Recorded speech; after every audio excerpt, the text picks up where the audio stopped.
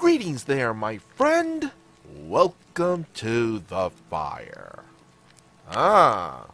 Warlocks. Powers gained not through long study or birthright, but through deals with otherworldly forces. Now that's a class that can be really fun to play.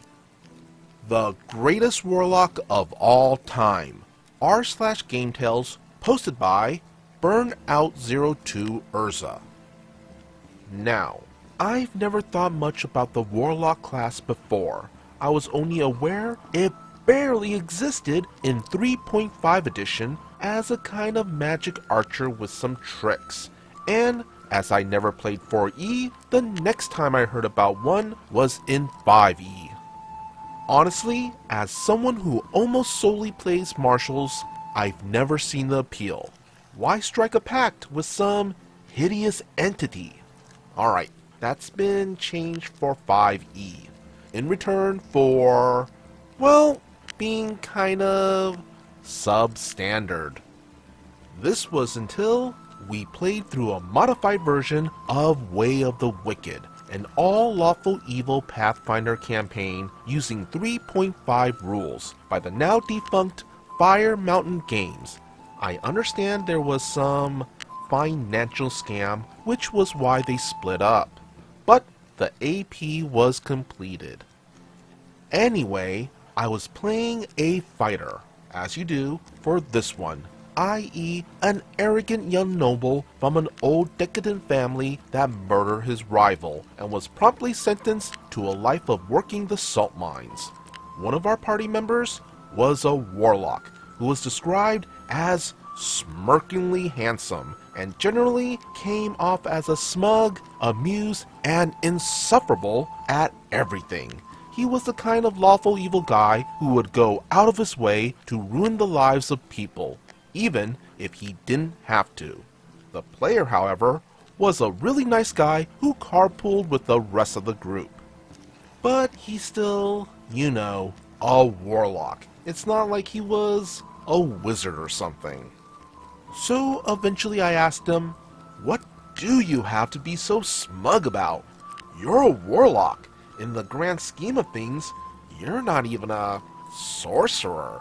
You made a diabolical pact for your powers, and clearly you weren't very smart, because you ended up in maximum security like the rest of us."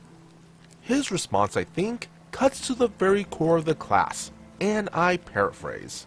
"I'm smug and self-satisfied because I've got everything I ever wanted.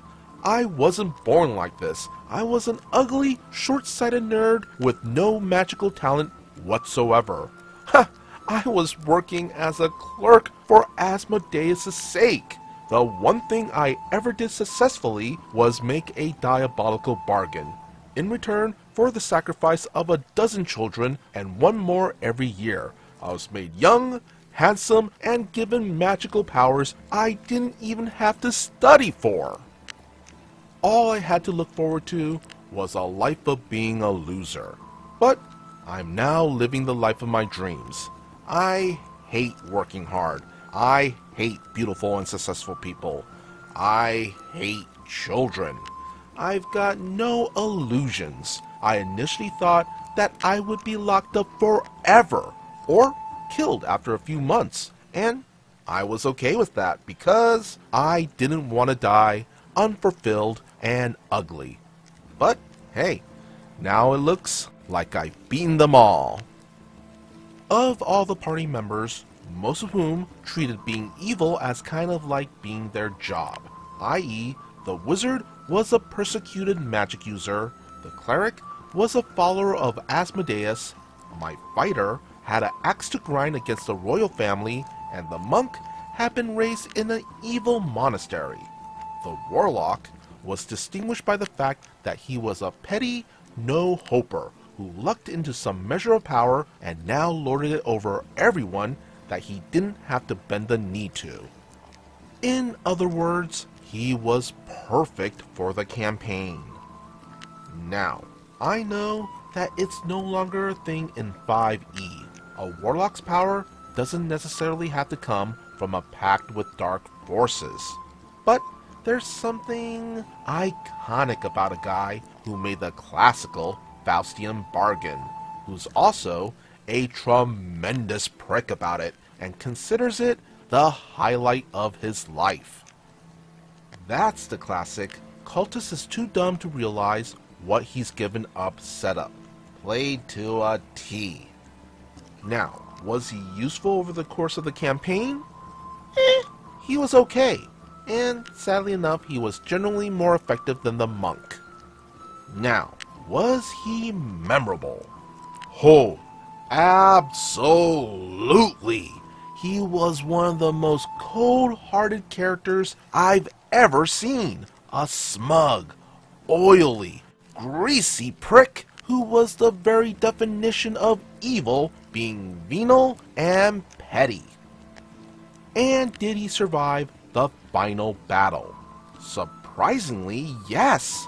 He actually landed the final blow on the mother of the heroine and gloated about it with the "I'm glad I got to her first, so you got to watch her go, princess," which strikes me as one of the most dickish statements in the entire campaign.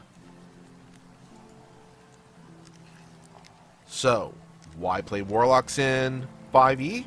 Well, they're pretty straightforward when it comes to spellcasters. And if you're a fan of those martial classes, then with a Warlock, you could just go Hexblade, and you should be pretty happy.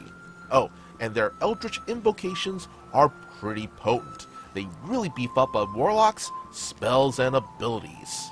Then, along with their cantrip spell, Eldritch Blast, which is considered one of the best attack type cantrips, it could be also further upgraded with the before mentioned Eldritch invocations, which makes Warlocks a force to be reckoned with. Oh, and then further combine that with the fact that a lot of their spells and abilities recharge after just a short rest. Warlocks could be also really fun to play with very little downtime.